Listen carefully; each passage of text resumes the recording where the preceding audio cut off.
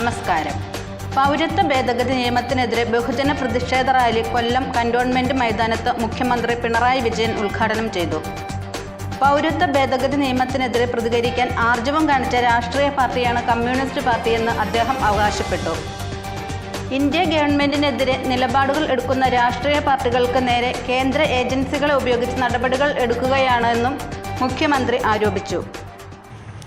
Electoral bond എന്ന സമ്പ്രദായം കൊണ്ടുവന്നപ്പോൾ തന്നെ അതിനെതിരെ ശക്തമായി കമ്മ്യൂണിസ്റ്റ് പാർട്ടികൾ രംഗത്ത് വന്നു. CPIM സുപ്രീം കോടതിയെ സമീപിക്കാനും തയ്യാറായി. ഈ രാജ്യത്ത് രാഷ്ട്രീയ പാർട്ടികൾക്ക് ഇലക്ട്രൽ ബോണ്ട് വഴി പണം സ്വീകരിക്കാനുള്ള അവസരം ലഭിച്ചപ്പോൾ കമ്മ്യൂണിസ്റ്റ് പാർട്ടികൾ മാത്രമാണ് അത്തരമൊരു അഴിമതിക്ക് തങ്ങൾ കൂട്ടുനിൽക്കില്ല, തങ്ങൾക്ക് ആ രീതിയിലൊരു പണം ആവശ്യമില്ല എന്ന് പറഞ്ഞു. ഇപ്പോൾ കേസിൽ തീരുമാനമായി. സുപ്രീം കോടതിയുടെ ഇടപെടലിലൂടെ അത് നമ്മുടെ ഭരണഘടനയ്ക്ക് നിരക്കാത്തൊരു നടപടിയാണ് എന്ന് വ്യക്തമാക്കപ്പെട്ടു കഴിഞ്ഞു. എന്നിട്ടും എന്തെല്ലാം മറിമായങ്ങൾ അതുമായി ബന്ധപ്പെട്ട് നടന്നു എന്നുള്ളത് നാം കണ്ടതാണ്. ഏറ്റവും ഉയർന്ന ബാങ്കിംഗ് സ്ഥാപനം പോലും വിവരങ്ങൾ നൽകാതിരിക്കുന്നതിന് ആകാവുന്നത്ര പാടുപെടുന്നത് നാം കണ്ടു. നമ്മുടെ രാജ്യത്ത് ജനാധിപത്യത്തിൻ്റെ ഭാവിയെക്കുറിച്ച് പലരും ഗൗരവമായി തന്നെ ചിന്തിക്കുന്നു. ഇന്ത്യ ഗവൺമെൻറ്റിനെതിരെ നിലപാടുകളെടുക്കുന്ന പ്രതിപക്ഷ രാഷ്ട്രീയ പാർട്ടികൾക്ക് നേരെ തലങ്ങും വിലങ്ങും കേന്ദ്ര ഏജൻസികളെ ഉപയോഗിച്ചുള്ള ഇടപെടലുകൾ നടക്കുന്നു. ഇപ്പോൾ രാജ്യമാകെ കനത്ത പ്രതിഷേധവുമായി വന്ന കെജ്രിവാളിൻ്റെ അറസ്റ്റ്, ഡൽഹി മുഖ്യമന്ത്രിയെ ED അറസ്റ്റ് ചെയ്ത നടപടി, എല്ലാവരും രാജ്യമാകെ അപലപിക്കുന്ന അവസ്ഥയുണ്ടായി. പക്ഷേ അത്തരം നടപടികൾ ഇത് ആദ്യത്തേതോ അവസാനത്തേതോ അല്ല എന്ന് നമുക്കറിയാം. അത്തരം നടപടികൾ തുറന്നുകൊണ്ടേയിരിക്കുന്നു. ശക്തമായ പ്രതിഷേധം രാജ്യത്താകെ ഉയർന്നു വരുന്നു എന്നത് നാം ശ്രദ്ധിക്കേണ്ടതാണ്. ഞങ്ങൾക്ക് അത്തരം പ്രതിഷേധമൊന്നും പ്രശ്നമല്ല, ഞങ്ങളതൊന്നും വകവെക്കില്ല എന്ന നിലപാടാണ് ഇവിടെ ഭരണാധികാരികൾ സ്വീകരിച്ചു പോകുന്നത്. എല്ലാ ജനവിരുദ്ധ നടപടികളുടെയും ഫലം നമ്മുടെ രാജ്യത്തെ ജനങ്ങൾക്കെതിരെയുള്ള ഏറ്റവും ക്രൂരമായ നടപടികളായി മാറുന്നു എന്നതാണ്. ഇവിടെ രാജ്യത്തെക്കുറിച്ചോ ജനങ്ങളെക്കുറിച്ചോ ചിന്തിക്കുന്ന അവസ്ഥ ഉണ്ടാകുന്നില്ല. ഇന്ത്യ ലോകത്ത് വലിയ സ്ഥാനത്താണ് നിൽക്കുന്നത് എന്ന് സാധാരണ അവകാശപ്പെടാറുണ്ട്.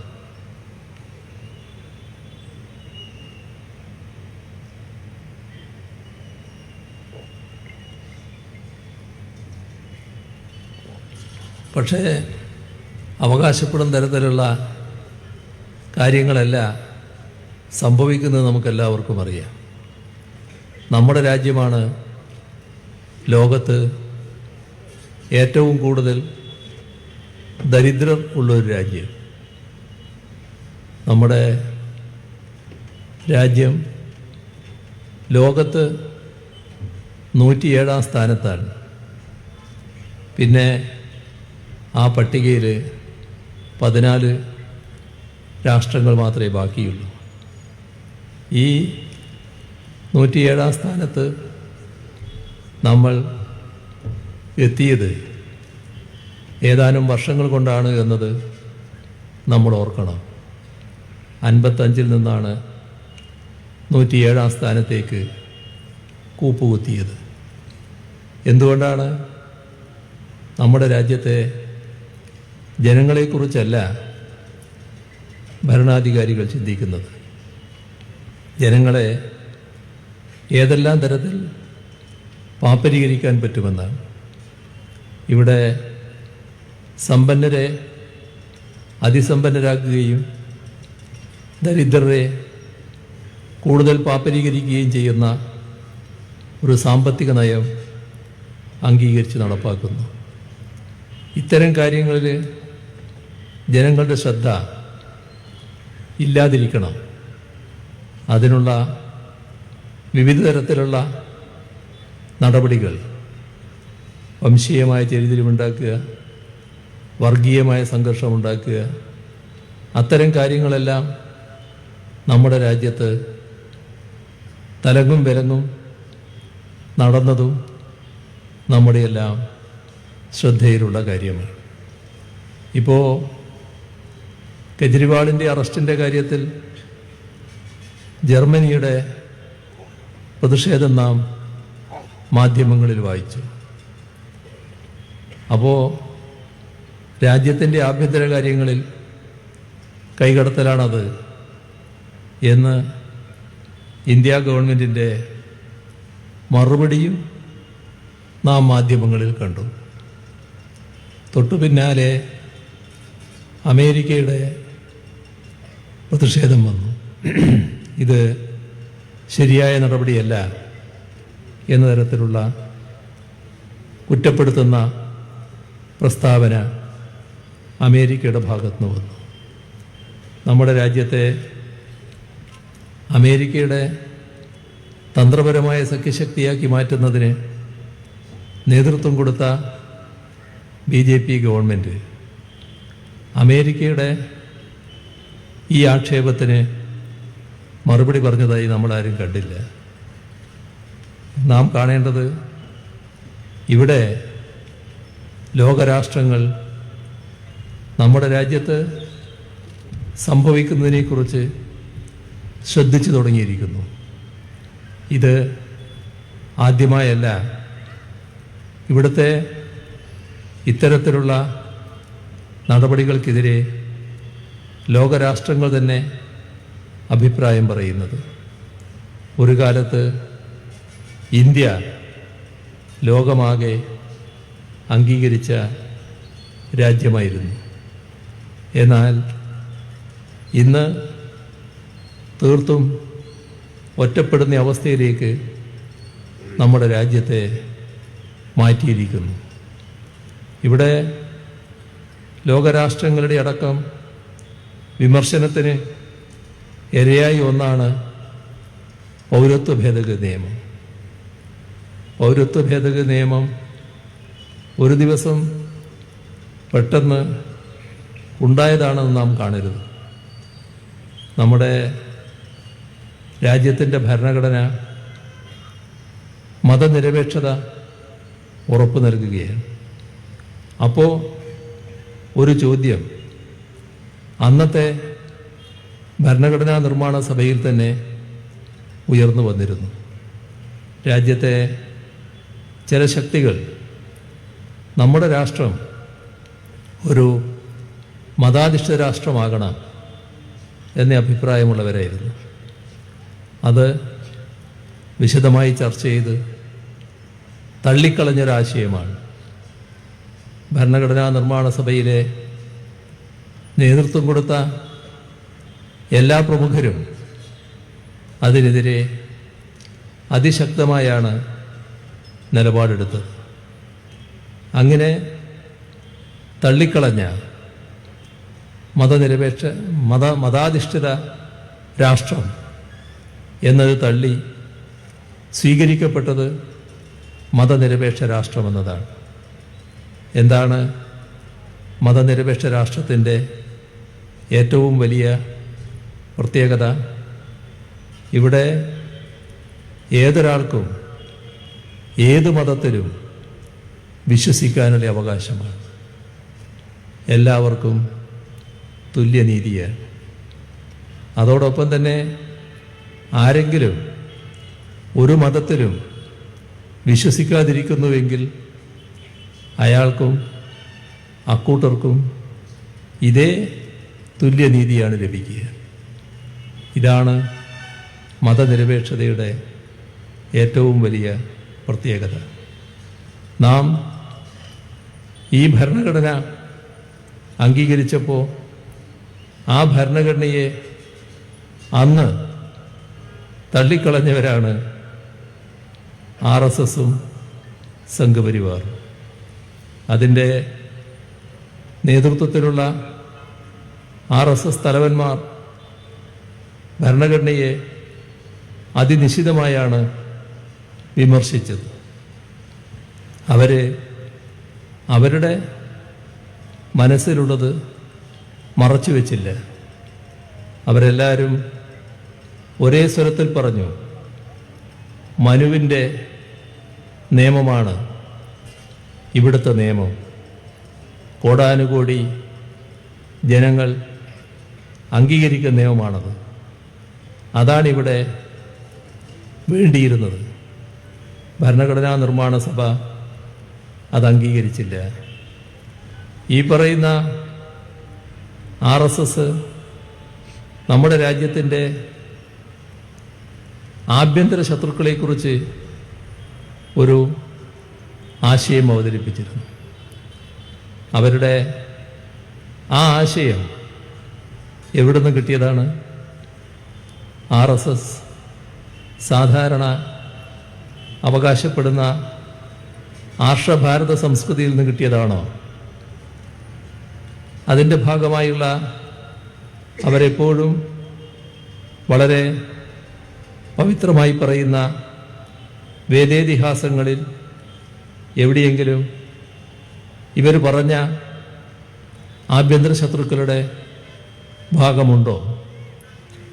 ആഭ്യന്തര ശത്രുക്കളെന്ന് അവരെ കണ്ടത് ഈ രാജ്യത്തിലെ ന്യൂനപക്ഷങ്ങളെയും കമ്മ്യൂണിസ്റ്റുകാരെയുമാണ്.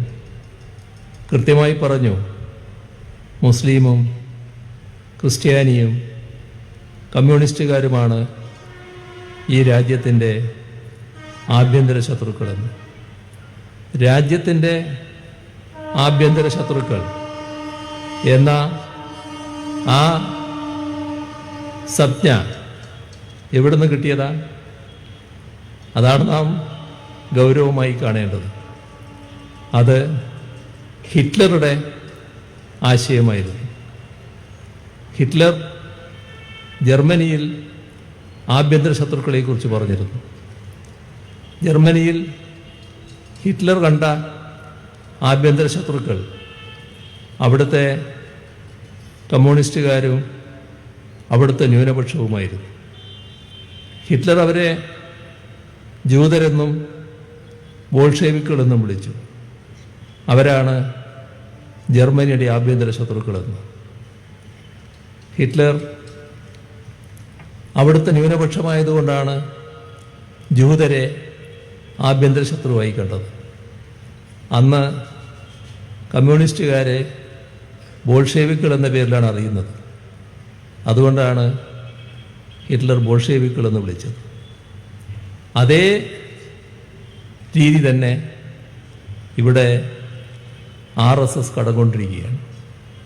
അപ്പോൾ ആശയം സ്വീകരിക്കുക മാത്രമല്ല, RSS ഒരു കാര്യം അർത്ഥശങ്കക്കിടയില്ലാതെ വ്യക്തമാക്കി. ലോകത്ത് ആഭ്യന്തര പ്രശ്നങ്ങൾ എങ്ങനെ പരിഹരിക്കുമെന്നതിന് ഉദാത്തമായ മാതൃകയാണ് ജർമ്മനി കാണിച്ചിട്ടുള്ളത്. അത് അനുകരണീയമായ മാതൃകയാണ്. അതായത് ഇന്ത്യയിൽ ഈ ആഭ്യന്തര പ്രശ്നം പരിഹരിക്കുന്നതിന്, ആഭ്യന്തര വൈരുദ്ധ്യങ്ങൾ പരിഹരിക്കുന്നതിന് RSS സ്വീകരിക്കുന്ന മാർഗം നാസികളുടേതാണെന്നർത്ഥം. നാസികൾക്ക് ജൂതരായിരുന്നു ആഭ്യന്തര ശത്രുവെങ്കിൽ RSSന് ഇവിടെ അത് ഇപ്പോൾ മുസ്ലിമായി മാറിയിരിക്കുന്നു. അതേയുള്ളൂ വ്യത്യാസം. മറ്റു ന്യൂനപക്ഷങ്ങൾ ഒഴിവല്ല, ഇപ്പോഴ് മുസ്ലിമിനെ എടുത്ത് പന്താടാൻ തയ്യാറാകുന്നു എന്ന് മാത്രം. അപ്പോൾ ആഭ്യന്തര ശത്രുവിനെ നിഷ്കാസനം ചെയ്യാൻ ജർമ്മനി സ്വീകരിച്ച മാർഗം അതിക്രൂരമായതായിരുന്നുവെന്ന് എല്ലാവർക്കും അറിയാം. ലോകമാകെ അതിനെ അപലപിച്ചു.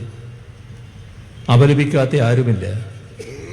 പക്ഷേ അന്നതിനെ പുകഴ്ത്തിപ്പറയാൻ RSS തയ്യാറായി എന്നാണ് നാം കാണേണ്ടത്.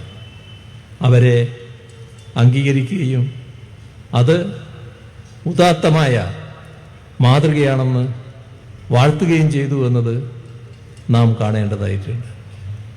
എവിടുന്നാണ് RSSന്റെ സംഘടനാ രൂപം കിട്ടിയത്? ആർഷഭാരത സംസ്കൃതിയിൽ നിന്നാണോ? എവിടുന്നുമല്ല, ഇവിടെ എവിടുന്നുമല്ല. എന്ത് സംഘടനാ രൂപം വേണമെന്നത് പരിശോധിക്കാനും തീർച്ചപ്പെടുത്താനും വേണ്ടി അവര് എല്ലായിടങ്ങളിലും പരതി. അങ്ങനെ അവസാനം എത്തിപ്പെട്ടത് മുസോളിനിയുടെ അടുത്താണ്. അന്നത്തെ മുസോളിനിയുടെ ഫാസിസ്റ്റ് സംഘടനാ രീതി ഇത് തങ്ങൾക്ക് പറ്റിയതാണ് എന്ന് തീരുമാനിച്ചു. അപ്പോൾ ആശയം ഹിറ്റ്ലറുടേത്, സംഘടന മുസോളിനിയുടേത്. ഒന്ന് നാസം, മറ്റൊന്ന് ഫാസിസം. ഇതാണ് RSS. അത് അവരൊരിക്കലും മറച്ചു വെച്ചിട്ടില്ല. എല്ലാ ഘട്ടത്തിലും പരസ്യമായി തന്നെ പറഞ്ഞിട്ടുണ്ട്. അതിൻ്റെ ഭാഗമായുള്ള ഒരുപാട് നടപടികൾ ഈ രാജ്യത്തിൻ്റെ വിവിധ ഭാഗങ്ങളിലുണ്ടായിട്ടുണ്ട്. നമ്മളെല്ലാം രാജ്യത്തെ ആകെ വേദനയിലാഴ്ത്തിയ ഒരുപാട് സംഭവങ്ങൾ. ഇതിൻ്റെ എല്ലാം തുടർച്ചയായിട്ട് വേണം പൗരത്വ നിയമ ഭേദഗതിയെ കാണാൻ. ഇവിടെ നേരത്തെ അതുമായി ബന്ധപ്പെട്ട ചില കാര്യങ്ങൾ വ്യക്തമാക്കപ്പെട്ട് കഴിഞ്ഞു എന്നുള്ളത് കൊണ്ട് അതിലേക്ക് ഞാൻ കൂടുതലായിട്ട് പോകുന്നില്ല. നാം മനസ്സിലാക്കേണ്ടത്, നമ്മുടെ രാജ്യത്തേക്ക് കുടിയേറുന്ന മറ്റ് അയൽ രാജ്യങ്ങളിലെ ന്യൂനപക്ഷങ്ങളിൽ ഒരു വിഭാഗത്തെ കൃത്യമായി ഒഴിവാക്കുകയാണ്. മുസ്ലിമിനെ ഒഴിവാക്കിയിരിക്കുന്നു. ഇവിടെ 6 ന്യൂനപക്ഷ വിഭാഗങ്ങൾക്കാണ് പൗരത്വത്തിന് അർഹതയുണ്ടാവുമെന്ന് പറഞ്ഞിട്ടുള്ളത്. അത് ഹിന്ദുക്കള്, ജൈനര്, സിഖുകാര്, ബുദ്ധമതക്കാര്, ക്രിസ്ത്യാനികള്, പാഴ്സികള്, മുസ്ലിമും മറ്റു വിഭാഗങ്ങളും ഒഴിവ്. യഥാർത്ഥത്തിൽ മുസ്ലിമിനെ പൗരത്വത്തിൽ നിന്ന് ഒഴിവാക്കുന്നതിന് വേണ്ടി കൊണ്ടുവന്ന ഒന്നാണ് ഈ പൗരത്വ നിയമ ഭേദഗതി എന്താണ് വസ്തുത. ഇത് സാധാരണഗതിയിൽ ഒരു തരത്തിലും അംഗീകരിക്കാൻ കഴിയുന്ന കാര്യമല്ല. ഇവിടെ പറഞ്ഞു മറ്റു രാജ്യങ്ങളിൽ നിന്ന് നമ്മുടെ രാജ്യത്തേക്കൊക്കെ കടന്നു വരുന്ന അഭയാർത്ഥികളുടെ പ്രശ്നങ്ങൾ. അതിൽ നാം ശ്രദ്ധിക്കേണ്ട കാര്യം, റോഹിംഗ്യൻ അഭയാർത്ഥികൾ, അവരെ രാജ്യത്ത് നിന്ന് പുറത്താക്കണം, നാട് കടത്തണം എന്നാവശ്യപ്പെട്ടുകൊണ്ട് കേന്ദ്ര ഗവൺമെൻറ് സുപ്രീം കോടതിയെ സമീപിച്ചിരിക്കുകയാണ്. നാം ശ്രദ്ധിക്കേണ്ട കാര്യം, ഇത് ഭരണഘടനയെ അനുശാസിക്കുന്ന മൂല്യങ്ങളുടെ നഗ്നമായ ലംഘനമാണ്. മതാടിസ്ഥാനത്തിൽ പൗരത്വം നിശ്ചയിക്കൽ. ഇവിടെ കാണേണ്ട കാര്യം, ലോകത്ത് ഒരു രാജ്യവും ഇത് അംഗീകരിക്കുന്നില്ല. മതാടിസ്ഥാനത്തിൽ പൗരത്വം എന്നതിനോട് ഒരു പരിഷ്കൃത രാജ്യത്തിനും യോജിപ്പില്ല. അതിൻ്റെ ഭാഗമായിട്ടാണ് പൗരത്വ നിയമ ഭേദഗതിക്കെതിരെ ഐക്യരാഷ്ട്രസഭ രംഗത്ത് വന്നത്. ആംനസ്റ്റി ഇൻ്റർനാഷണൽ ശക്തമായി അപലപിച്ചത്. നമ്മുടെ രാജ്യം നല്ല രീതിയിൽ ബന്ധം പുലർത്തുന്ന അമേരിക്ക ഇതിനെ ശക്തമായി തള്ളിപ്പറഞ്ഞു. പശ്ചിമേഷ്യൻ രാജ്യങ്ങൾ ഇതിനെ അപലപിച്ചു. ചൈനയും മറ്റ് രാജ്യങ്ങളും ഈ നടപടിയെ എതിർക്കുകയുണ്ടായി. ഇവിടെ നാം ശ്രദ്ധിക്കേണ്ട കാര്യം, പൗരത്വ നിയമ ഭേദഗതി വന്നപ്പോൾ ആ ഘട്ടത്തിൽ തന്നെ ആ ഭേദഗതി നിയമത്തിനെതിരെ നമ്മുടെ രാജ്യത്ത് പ്രതിഷേധം നടന്നല്ല ഞാൻ പറയുന്നത്, ലോകത്ത് പലയിടങ്ങളിലും പ്രതിഷേധ പ്രകടനങ്ങൾ നടന്നു. ബോസ്റ്റണിൽ, ചിക്കാഗോവിൽ, ഹാഗിൽ, അങ്ങനെ പ്രധാനപ്പെട്ട ഒരുപാട് നഗരങ്ങളിൽ ഇതിനെതിരെ പ്രതിഷേധ പ്രകടനങ്ങൾ നടന്നു. ആ ഘട്ടത്തിൽ ജപ്പാൻ പ്രധാനമന്ത്രി ഇന്ത്യയിലേക്ക് വരുന്നതിന് ഒരു പരിപാടി തയ്യാറാക്കിയിരുന്നു.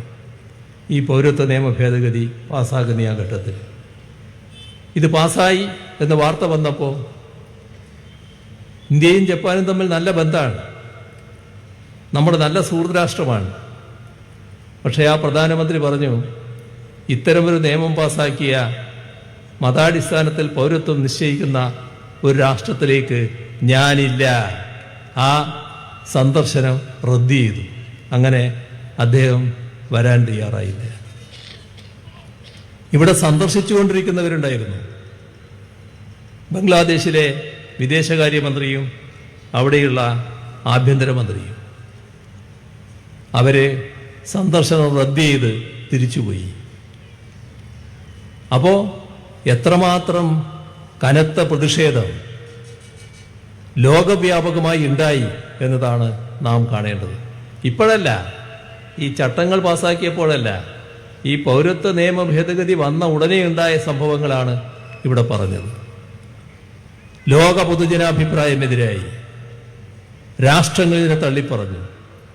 നമ്മുടെ നാട്ടിലെ എല്ലായിടങ്ങളിലും രാജ്യത്താകെ ഇതിനെതിരെയുള്ള കനത്ത പ്രതിഷേധം വന്നു. ഇവിടെ പൗരത്വ നിയമം, നമ്മുടെ രാജ്യത്തിൻ്റെ പൗരത്വ നിയമം 1955 പാസ്സാകുന്നത്. പിന്നീട് നിരവധി ഭേദഗതികൾ ഇതിനുണ്ടായിട്ടുണ്ട്.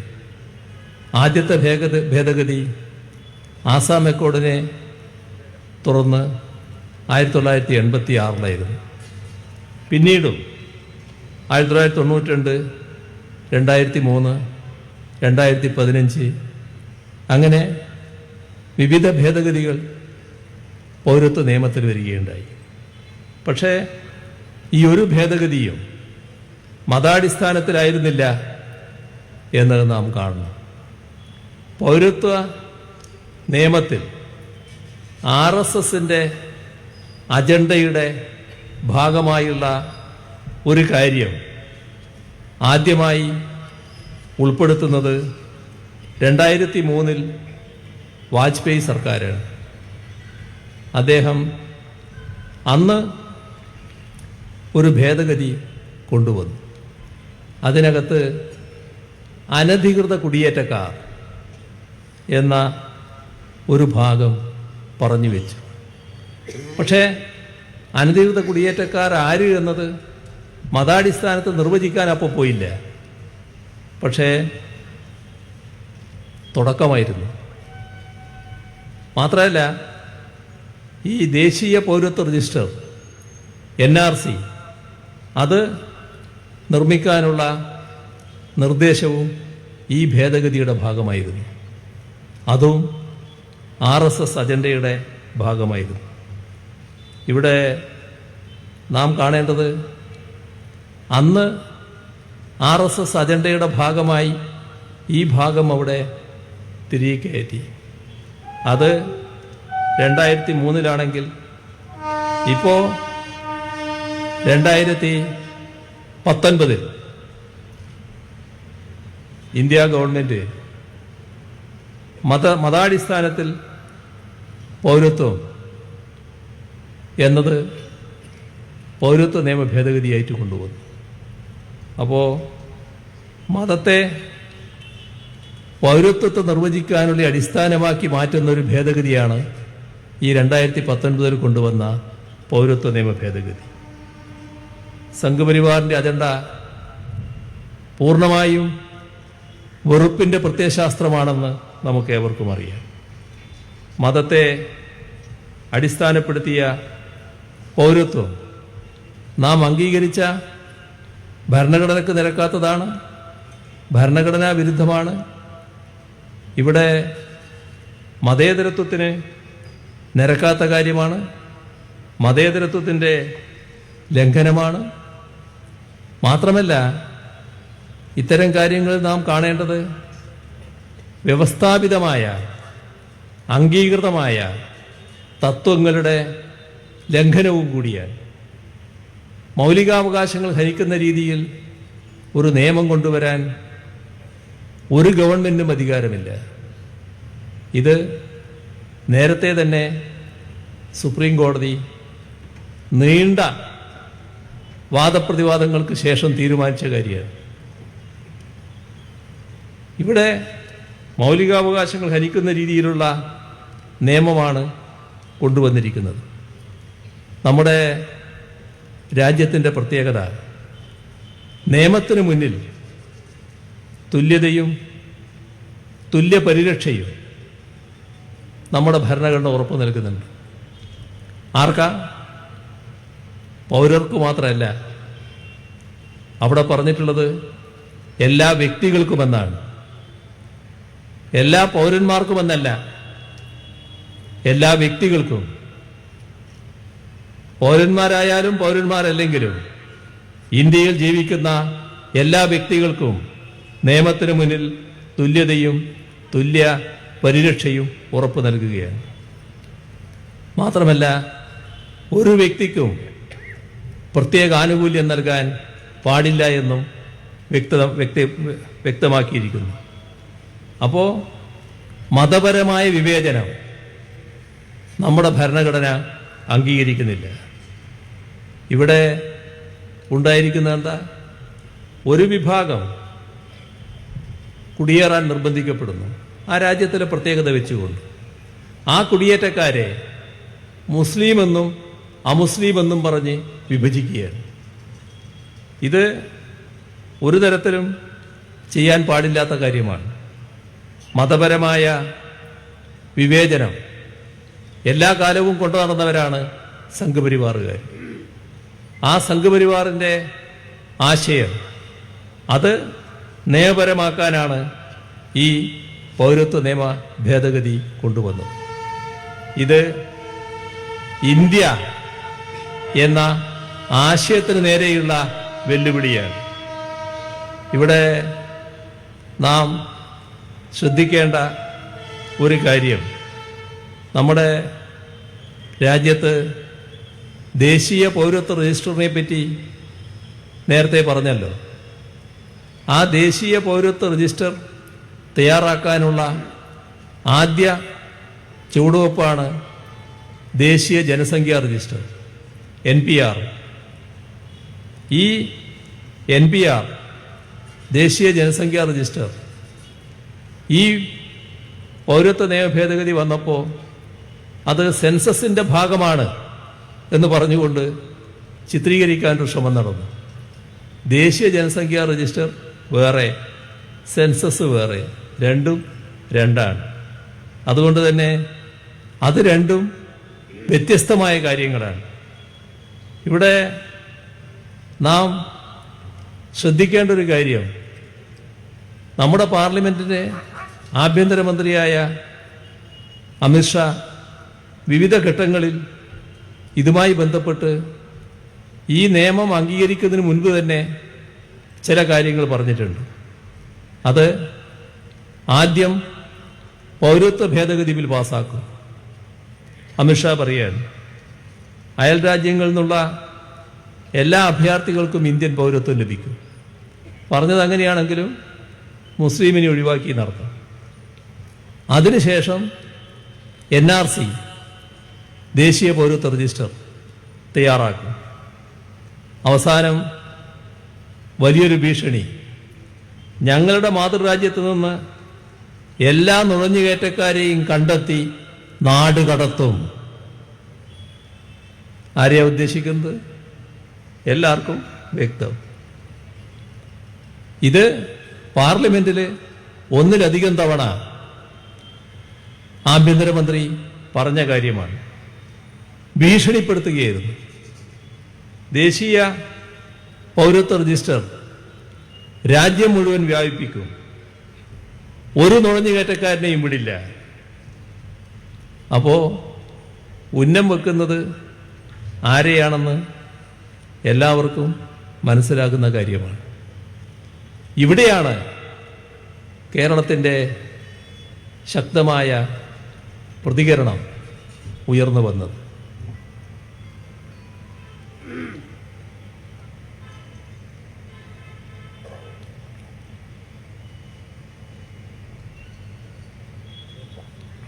ജാതിഭേദവും മതദ്വേഷവും ഏതുമില്ലാതെ സർവരും സോദരത്വേന വാഴുന്നൊരു നാടാണിത്.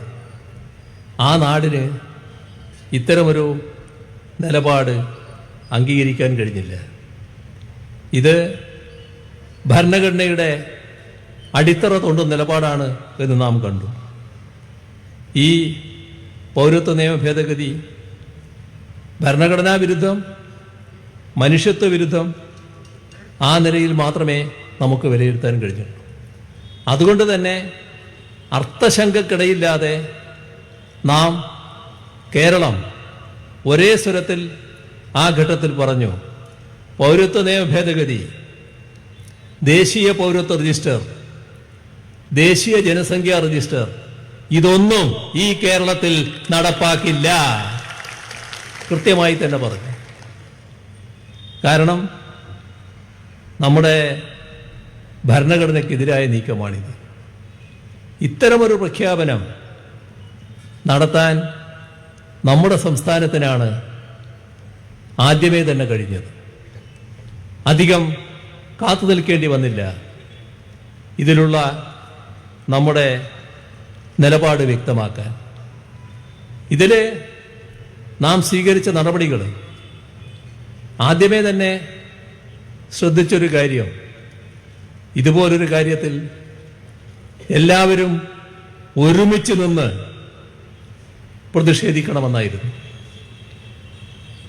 അതിൻ്റെ ഭാഗമായി ആ ഘട്ടത്തിൽ തിരുവനന്തപുരത്ത് പാളയം രക്തസാക്ഷി മണ്ഡപത്തിൽ എല്ലാവരും പങ്കെടുത്തുകൊണ്ടുള്ള പ്രതിഷേധ സംഗമം നടന്നു.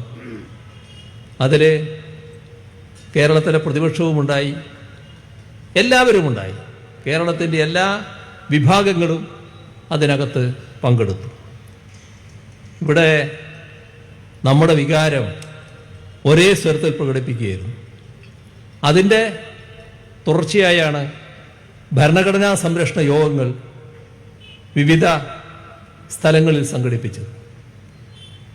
നാം ഇതിലൂടെ ഉറക്കെ പ്രഖ്യാപിക്കുകയായിരുന്നു, RSS അജണ്ട ഇവിടെ നടപ്പാകില്ല എന്നത്. സർവകക്ഷി യോഗം അതിനെ തുറന്നു നടന്നു.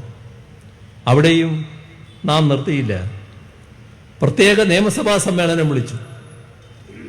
ആ നിയമസഭാ സമ്മേളനത്തിന് മുന്നിൽ പൗരത്വ നിയമ ഭേദഗതി പിൻവലിക്കണം എന്ന പ്രമേയം അവതരിപ്പിച്ചു. ഏകണ്ഠമായി നിയമസഭ അംഗീകരിച്ചു.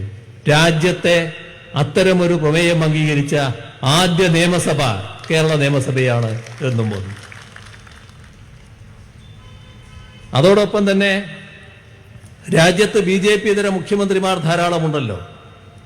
ആ BJP ഇതര മുഖ്യമന്ത്രിമാർക്കെല്ലാം കേരളത്തിന്റെ മുഖ്യമന്ത്രി എന്ന നിലക്ക് ഈ വിഷയത്തിൽ കത്തയച്ചു.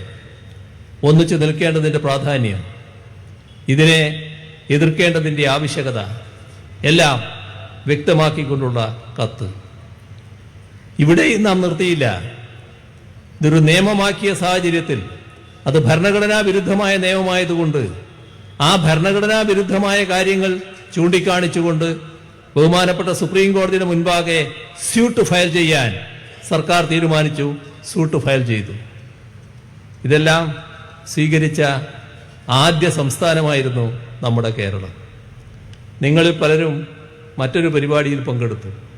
മഞ്ചേശ്വരം മുതൽ പാറശാല വരെ LDFിന്റെ നേതൃത്വത്തിൽ സംഘടിപ്പിച്ച മനുഷ്യച്ചങ്ങല,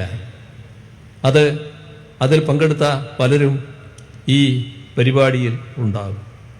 ഇതെല്ലാം എന്തിനാണ്? ഒന്നിനു പുറകെ ഒന്നായി ഇത്തരത്തിലുള്ള വിവിധ പരിപാടികൾ സംഘടിപ്പിച്ചത് എന്തിനായിരുന്നു? നമ്മുടെ രാജ്യത്ത് കോടാനുകോടി ജനങ്ങൾ ഇന്നലെ വരെ ജീവിച്ചതുപോലെ ഇവിടെ ജീവിക്കാൻ കഴിയുമോ? തലമുറകളായി ജീവിക്കുന്നവരാണ്. ഇനി ഞങ്ങൾക്കിവിടെ ജീവിക്കാനാകുമോ എന്ന് ഭയപ്പെടുന്ന, ഉത്കണ്ഠപ്പെടുന്ന, ആശങ്കപ്പെടുന്ന ലക്ഷക്കണക്കിലല്ല കോടാനുകോടി ജനങ്ങളാണ് ഇന്ത്യയിലുള്ളത്. ആ ജനവിഭാഗങ്ങളോട് നിങ്ങൾ ഭയപ്പെടുകയോ ആശങ്കപ്പെടുകയോ വേണ്ട എന്ന ധൈര്യം പകർന്നു കൊടുക്കേണ്ടതുണ്ടായിരുന്നു. നിങ്ങളോടൊപ്പം ഞങ്ങളുണ്ട് എന്ന സന്ദേശമാണ് ഇതിലൂടെ നൽകാൻ നാം ശ്രമിച്ചത്. ഇവിടെ എത്തുമ്പോഴാണ് ചില കാര്യങ്ങൾ കൂടി തുറന്നു പറയേണ്ടി വരുന്നത്. അത് തുറന്നു പറഞ്ഞപ്പോൾ ചിലർക്ക് ലേശം വിഷമമുണ്ടാകുന്നു എന്നുള്ളത് ഇന്നൊക്കെ ചില പ്രതികരണങ്ങളിൽ കാണുന്നുണ്ട്. പക്ഷെ എന്ത് ചെയ്യാനാ? യാഥാർത്ഥ്യങ്ങൾ പറയാതിരിക്കാൻ പറ്റൂ. ഇങ്ങനെയെല്ലാമുള്ള കാര്യങ്ങൾ വരുമ്പോൾ വസ്തുതകൾ എന്തായിരുന്നു എന്ന് തുറന്നു പറയണ്ടേ? നമ്മൾ മനസ്സിലാക്കണ്ടേ? നമ്മൾ മനസ്സിലാക്കുക മാത്രമല്ല, അത്തരം നിലപാടുകൾ സ്വീകരിച്ചവർ അതിൽ തെറ്റ് സംഭവിച്ചെങ്കിൽ ആ തെറ്റ് തിരുത്തണ്ടേ? എപ്പോഴെങ്കിലും ആ തെറ്റ് തിരുത്തുന്ന സ്വഭാവം കാണിക്കുന്നുണ്ടോ? അതല്ലേ പ്രധാനം. അതിനാണല്ലോ ശ്രദ്ധിക്കേണ്ടത്. ഇതുപോലൊരു കാര്യത്തിൽ നമുക്കെല്ലാം ഒന്നിച്ചു നിൽക്കാൻ കഴിയുന്നില്ലെങ്കിൽ പിന്നെ ഏത് കാര്യത്തിലാണ് സാധിക്കുക? ഇത് ഏതെങ്കിലും തരത്തിലുള്ള ഒരു പാർട്ടിയുടെയോ ഒരു മുന്നണിയുടെയോ പ്രശ്നമാണോ? നമ്മുടെ നാടിൻ്റെ പ്രശ്നമല്ലേ? മനുഷ്യൻ എന്ന രീതിയിലല്ലേ നാം കാണേണ്ടത്? എല്ലാരെയും സമഭാവേന കാണാൻ നമുക്ക് കഴിയണ്ടേ? അത് കഴിഞ്ഞോ? അതിൻ്റെ ചില ഉദാഹരണങ്ങൾ ചൂണ്ടിക്കാണിക്കേണ്ടി വരികയാണ്. നേരത്തെ നാം കണ്ടു, എല്ലാം ഒന്നിച്ചാണ്, എല്ലാവരും ഒന്നിച്ചാണ്, ഒരേ മനസ്സോടെയാണ് പ്രതികരിക്കാൻ നിന്നത്. അതിൻ്റെ ഭാഗമായി രക്തസാക്ഷി മണ്ഡപത്തിൽ പ്രതിഷേധ സംഗമം, സർവകക്ഷി യോഗം, നിയമസഭാ സമ്മേളനം, പ്രമേയം ഏകണ്ഠമായി അംഗീകരിക്കൽ, എല്ലാം ഒരേ മനസ്സോടെ. പക്ഷേ തൊട്ടു പിന്നാലെ നമ്മുടെ കോൺഗ്രസിൻ്റെ സംസ്ഥാന അധ്യക്ഷൻ ഈ നിയമസഭാ പ്രമേയത്തെ പരിഹസിക്കുകയാണ്. അപ്പോൾ ഇവിടെ ഒരു നിയമസഭാ പ്രമേയം പാസ്സാക്കിയതിൽ മുഖ്യമന്ത്രി ഇങ്ങനെ വല്ലാതെ മേനി നടിച്ച് നടക്കുന്നുണ്ട്. ഒരു നിയമസഭാ പ്രമേയം പാസ്സാക്കിയത് കൊണ്ട് കേന്ദ്രം പാസ്സാക്കിയ നിയമം ഇല്ലാതാകില്ല. എന്താണത്? ഇവിടെ കോൺഗ്രസിൻ്റെ സംസ്ഥാന അധ്യക്ഷനാണല്ലോ ഇത് പറയുന്നത്. സൂര്യൻ അസ്തമിക്കാത്ത ബ്രിട്ടീഷ് സാമ്രാജ്യത്തിനെതിരെ സമരം നടത്തിയ നമ്മുടെ ദേശീയ പ്രസ്ഥാനം, അതിൽ ഫലപ്രദമായ പങ്കുവഹിച്ചൊരു പ്രസ്ഥാനമാണല്ലോ കോൺഗ്രസ്, മഹാത്മാഗാന്ധിജിയുടെ നേതൃത്വത്തിൽ. ആ മഹാത്മാഗാന്ധിയുടെ നേതൃത്വത്തിൽ ഏതെല്ലാം തരത്തിലുള്ള സമരമുറകൾ നടന്നിട്ടുണ്ട്. ഈ യോഗം കോഴിക്കോട് കടപ്പുറത്ത് വെച്ച് നടക്കുമ്പോൾ ഞാൻ അവിടെ ചോദിക്കുകയുണ്ടായി, ഈ കടപ്പുറത്ത് ഉപ്പ് കുറുക്കൽ നടന്നു. നമ്മുടെ സ്വാതന്ത്ര്യ സമര പ്രസ്ഥാനത്തിൻ്റെ ഏറ്റവും പ്രധാനപ്പെട്ട ഏടാണത്.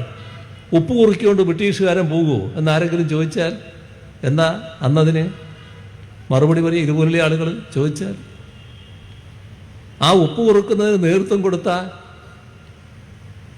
ദേശീയ പ്രസ്ഥാനത്തിൻ്റെ പാരമ്പര്യം അവകാശപ്പെടുന്ന ഇവിടുത്തെ കോൺഗ്രസിൻ്റെ അധ്യക്ഷൻ ഒരു പ്രതിഷേധ രൂപത്തെ, ഒരു പ്രതിരോധ രൂപത്തെ ഇതുപോലെ ആക്ഷേപിച്ചതിന് അർത്ഥമെന്താണ്?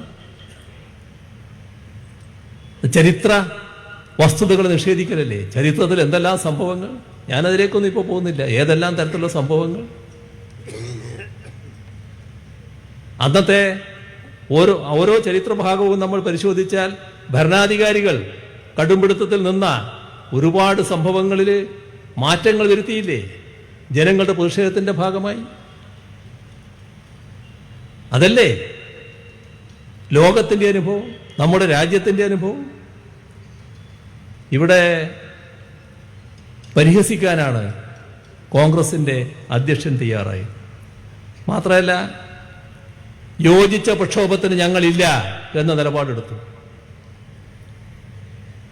യോജിച്ച പ്രക്ഷോഭത്തിന് തയ്യാറായി, യോജിച്ച പ്രക്ഷോഭം നടത്തി, ഒരറ്റം വരെ പോയി, നേരത്തെ പറഞ്ഞ കാര്യങ്ങളെല്ലാം നടന്നു. അത്രയെല്ലാം കാര്യങ്ങൾ നടന്നിട്ട് ഒരു ദേശീയ പാർട്ടിയുടെ സംസ്ഥാന ഘടകം ഇനി ഞങ്ങൾ യോജിച്ച പ്രക്ഷോഭത്തിനേ ഇല്ല എന്ന് പറഞ്ഞുകൊണ്ട് പിൻവലിയണമെങ്കിൽ അതിന് തക്കതായ കാരണം വേണ്ടേ?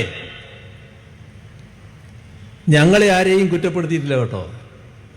ഞങ്ങൾ ഏതെങ്കിലും തരത്തിൽ തെറ്റായ സമീപനം സ്വീകരിച്ചു, അതിൻ്റെ ഭാഗമായി ഇനി ഞങ്ങൾ ഇവരുമായിട്ട് യോജിക്കുന്നില്ല എന്നൊന്നും ആരും പറഞ്ഞിട്ടില്ല, ഇതേവരെ പറഞ്ഞിട്ടില്ല. അപ്പോൾ എന്താ കാര്യം? അത് വ്യക്തമാണ്. നിങ്ങളെന്തിന് ഇത്തരമൊരു പ്രതിഷേധ പരിപാടിയിൽ പങ്കെടുത്തു എന്ന ചോദ്യം അവരുടെ നേരെ വന്നിട്ടുണ്ടാകാം. ആരിൽ നിന്ന്? കോൺഗ്രസിന്റെ അഖിലേന്ത്യാ നേതൃത്വത്തിൽ നിന്ന്. അല്ലാതെ വരുമോ ഇങ്ങനെ?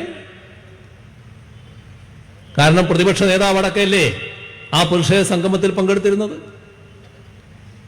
പ്രതിപക്ഷ നേതാവ് അടക്കമുള്ള കോൺഗ്രസിന്റെ വലിയ നിര ഇരുന്നു കൊണ്ടല്ലേ ഞങ്ങൾ നിയമസഭയിൽ പ്രമേയം അംഗീകരിച്ചത്, യോജിപ്പോടെ അംഗീകരിച്ചത്. ഇപ്പോൾ പാർട്ടി എന്ന നിലക്കുള്ള വിലക്ക് അവർക്ക് വന്നു എന്നാണ് അനുമാനിക്കേണ്ടത്. സാധാരണഗതിയിൽ ഒരു രാഷ്ട്രീയ പ്രവർത്തകൻ എന്ന നിലക്ക് എനിക്ക് അനുമാനിക്കാൻ കഴിയുന്ന ഒരു കാര്യം അതാണ്.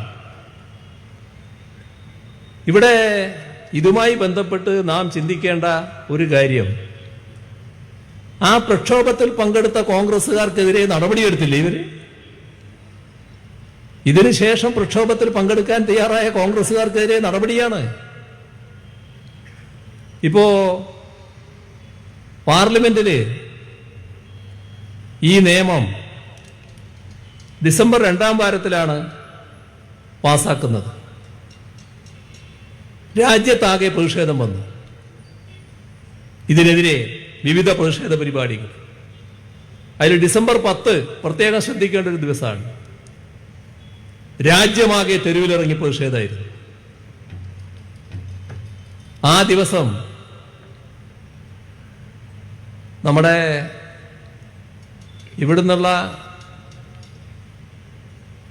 ഒരുപാട് എംപിമാര് കോൺഗ്രസിലും UDF-ലും പെട്ടവരാണല്ലോ. ഒറ്റ കോൺഗ്രസ് എംപിയെ ഈ പ്രതിഷേധ പരിപാടിയിൽ എവിടെയും കണ്ടില്ല. അവർക്കന്ന് കോൺഗ്രസ് അധ്യക്ഷയുടെ വീട്ടിൽ വിരുന്നുണ്ണാനായിരുന്നു പ്രത്യേക ക്ഷണം. അതായിരുന്നു അവർക്ക് പ്രാധാന്യം. അതേസമയം രാഹുൽ ഗാന്ധി വിദേശത്തായിരുന്നു. ഈ പ്രതിഷേധ പരിപാടികളിൽ സജീവമായി പങ്കെടുക്കാൻ പറ്റുന്ന കോൺഗ്രസിന്റെ പ്രധാനപ്പെട്ട നേതാവ് ആ സമയം വിദേശത്ത്. നമ്മുടെ രാജ്യതലസ്ഥാനമായ ഡൽഹിയിലെ ഈ പൗരത്വ നിയമ ഭേദഗതിക്കെതിരെ ശക്തമായ പ്രതിഷേധമാണ് ഉയർന്നു വന്നത്. ആ പ്രതിഷേധത്തിൽ പങ്കെടുത്ത പലരെ അറസ്റ്റ് ചെയ്തു. പല നേതാക്കൾ ആ കൂട്ടത്തിലുണ്ട്. CPIM general secretary Sitaram Yechury, CPIയുടെ general secretary D. Raja, Prakash Karat, Brinda Karat, Binoy Viswam, ഇങ്ങനെ പോവുകയാണ് ആ പട്ടിക. ഏതെങ്കിലും കോൺഗ്രസ്സുകാരനെ ആ വഴിക്ക് കണ്ടോ?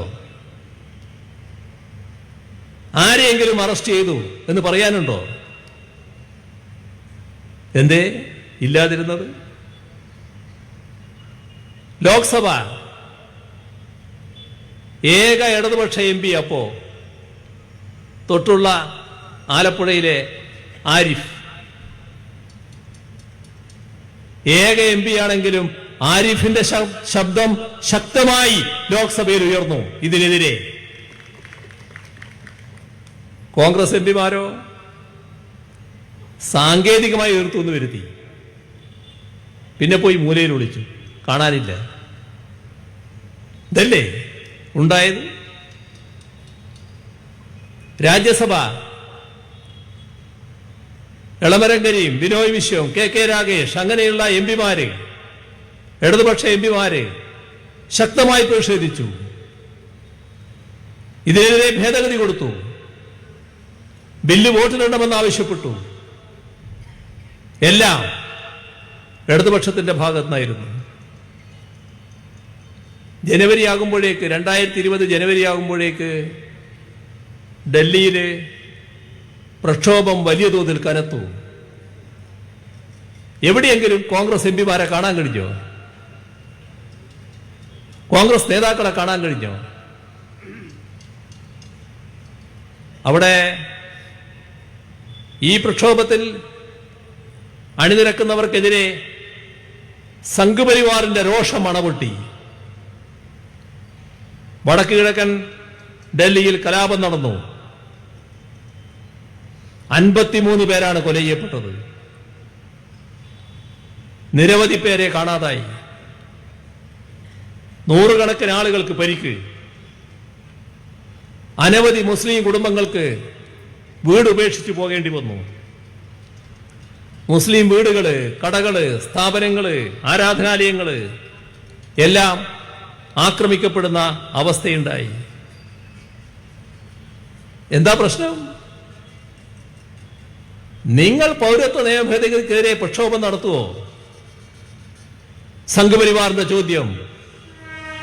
അവർക്ക് നേരെ സംഘപരിവാർ ആക്രമണം. കേന്ദ്ര സർക്കാർ മൗനാനുവാദം. ആ ഘട്ടത്തിലെല്ലാം അത്തരം പ്രദേശങ്ങളിൽ ഇടപെട്ടത് ഇടതുപക്ഷ നേതാക്കളും ഇടതുപക്ഷത്തുള്ള MPമാരുമാണ്. സാധാരണ ഇത്തരമൊരു കലാപമൊക്കെ നടന്നാൽ ഇരകൾക്കാണ് സുരക്ഷ നൽകേണ്ടത്.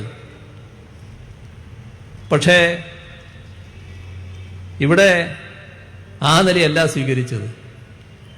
അപ്പോൾ ഇടതുപക്ഷം ശക്തമായി ആവശ്യപ്പെട്ടു, കലാപത്തിനിരയായവർക്ക് സുരക്ഷ നൽകണം, നിഷ്പക്ഷമായ അന്വേഷണം വേണം. ആ സമയത്ത് പ്രസിദ്ധമായ സർവകലാശാല, ജാമിയ മിലിയ സർവകലാശാല, അവിടെ പൗരത്വ നിയമ ഭേദഗതിക്കെതിരെ പ്രക്ഷോഭം നടത്തിയ വിദ്യാർത്ഥികൾ. ആ വിദ്യാർത്ഥികൾക്ക് നേരെ പോലീസ് വേട്ട. ആ വിദ്യാർത്ഥി വേട്ടയിൽ പ്രതിഷേധിച്ചുകൊണ്ട് ഷഹീൻ ബാഗിലെ സമരം നടന്നു. ആ സമരത്തിന് നേരെ സാമൂഹ്യ വിരുദ്ധരുടെ ആക്രമണം. ആ ഘട്ടത്തിലും പോലീസിന്റെ മൗനാനുവാദം. അവിടെയും ഇടതുപക്ഷ നേതാക്കൾ ഓടിയെത്തി. ഈ ഘട്ടത്തിലെല്ലാം കോൺഗ്രസിന് കുറ്റകരമായ മൗനം. അപ്പോഴാണ് അതിഹീനമായ പ്രസ്താവന ഒരു കേന്ദ്രമന്ത്രിയിൽ നിന്ന് വന്നത്. ഇവിടെ കേന്ദ്രമന്ത്രി അനുരാഗ് താക്കൂർ ഇവരെ വെടിവെച്ചുവല്ലോ. കൃത്യമായ ആഹ്വാനം, കലാപത്തിനുതകുന്ന ആഹ്വാനം. ആ കേന്ദ്രമന്ത്രിക്കെതിരെ ബൃന്ദ കാരാട്ടും ഡൽഹി CPIM സെക്രട്ടറിയുമാണ് കോടതിയെ സമീപിച്ചത്. ഇവിടെ ഡൽഹിയിലെ കലാപത്തിന്റെ മൊത്തം ചിത്രമെടുത്താൽ കലാപത്തിനിരയായവർക്കെതിരെ നടപടിയാണ് കേന്ദ്ര സർക്കാരിൽ നിന്നുണ്ടായത്. അവിടെ CAA വിരുദ്ധ പ്രക്ഷോഭത്തിൽ പങ്കെടുത്തു എന്തുകൊണ്ട് ആ പങ്കെടുത്തവരെ അകാരണമായി അറസ്റ്റ് ചെയ്യുന്ന നിലപാട് സ്വീകരിച്ചു. ആ കുറ്റപത്രത്തിൽ CPIM ജനറൽ സെക്രട്ടറി അടക്കം സീതാറാമിന്റെ അടക്കം പേര് കുറ്റപത്രത്തിൽ. ആ കുറ്റപത്രത്തിൽ എവിടെയെങ്കിലും കോൺഗ്രസിന്റെ ആരുടെയെങ്കിലും പേരുണ്ടായോ? ഇതാണ് നമ്മുടെ രാജ്യത്തിന്റെ അനുഭവം. ഇപ്പോ ചട്ടം വന്നു, ഈ നിയമം നടപ്പിലാക്കാനുള്ള പുറപ്പാട്. ദേശീയ തലത്തിൽ ഇപ്പോഴെങ്കിലും കോൺഗ്രസിന് നിലപാടുണ്ടോ? ഈ ദിവസം വരെ ദേശീയ തലത്തിലുള്ള കോൺഗ്രസിന്റെ നിലപാട് വ്യക്തമാക്കിയിട്ടുണ്ടോ? എന്താണ് കഴിയാത്തത്? കോൺഗ്രസ് അധ്യക്ഷൻ ഈ കാര്യത്തിൽ എന്തെങ്കിലും നിലപാടെടുത്തോ? എന്തേ അദ്ദേഹത്തിൽ നിന്ന് ഇതിനെതിരെയുള്ള ശബ്ദം ഉയരാത്തത്? മാധ്യമപ്രവർത്തകർ അദ്ദേഹത്തോട് ചോദിച്ചല്ലോ, എന്താണ് ഇതിലുള്ള പ്രതികരണം? ആലോചിച്ച് പറയാം. വൈകുന്നേരമാണ് ഈ മാധ്യമപ്രവർത്തകരോട് പറയുന്നത്, രാത്രി ആലോചിക്കാൻ. പറഞ്ഞോ ഇതുവരെ? കൂടെ സംഘടനാ ജനറൽ സെക്രട്ടറി ചിരിക്കുകയാണ്. അപ്പോ രണ്ടാളും ചിരിച്ചു, പ്രസിഡന്റും സെക്രട്ടറിയും ചിരിച്ചു. നിങ്ങൾക്ക് ചിരിക്കാം, കോടാനുകോടി ജനങ്ങളുടെ മനസ്സിൽ തീയാണ്. ഈ മണ്ണിൽ ഇതേവരെ കുടുംബത്തോടെ കഴിഞ്ഞു വന്ന ഞങ്ങൾക്ക്, പരമ്പരാഗതമായി കഴിയുന്ന ഞങ്ങൾക്ക് നാളെ ജീവിക്കാൻ കഴിയുമോ? എന്താണ് സംഭവിക്കുക എന്ന ആധി. അതാണ് നിങ്ങൾ ചിരിച്ചുകൊണ്ട് നേരിടുന്നത്. ഇവിടെ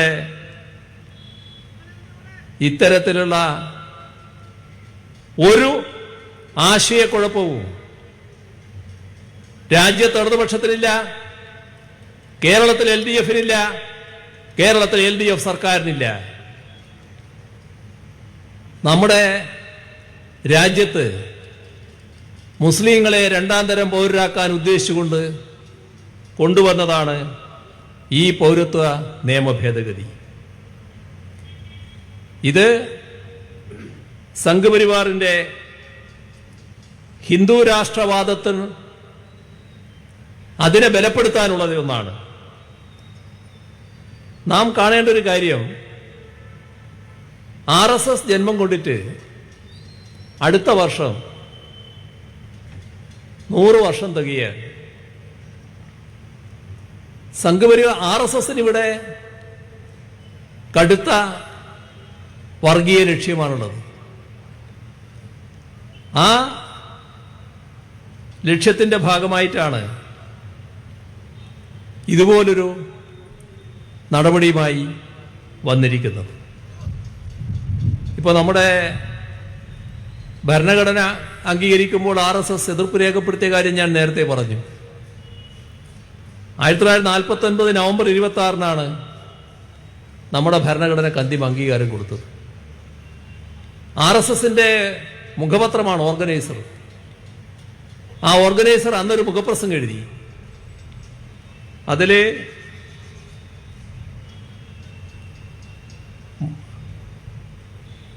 പറഞ്ഞ കാര്യം,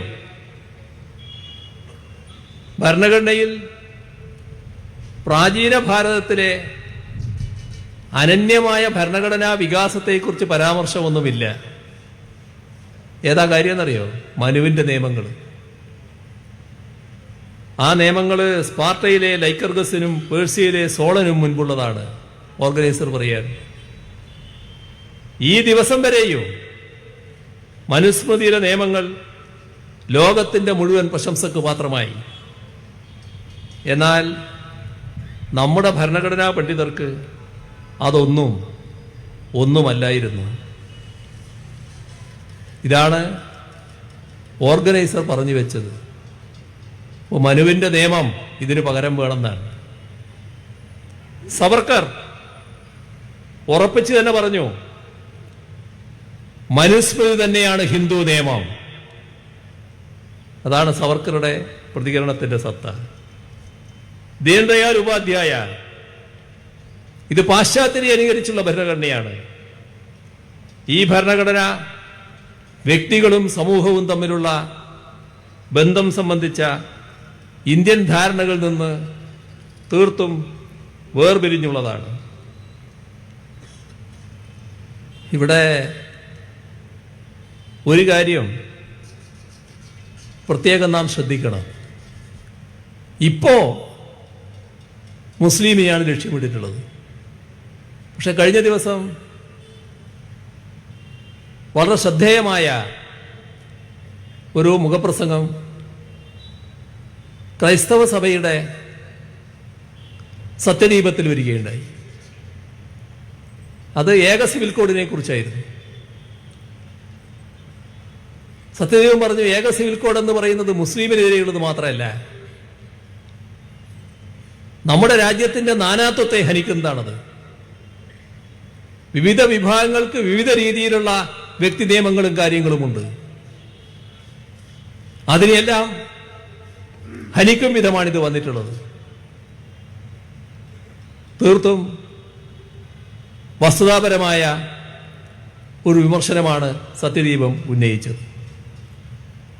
ഈ പറയുന്ന പൗരത്വ നിയമ ഭേദഗതി സംഘപരിവാറിന്റെ വർഗീയ ലക്ഷ്യങ്ങളിലേക്കുള്ള പാലമാണ് എന്നത് നാം കാണണം.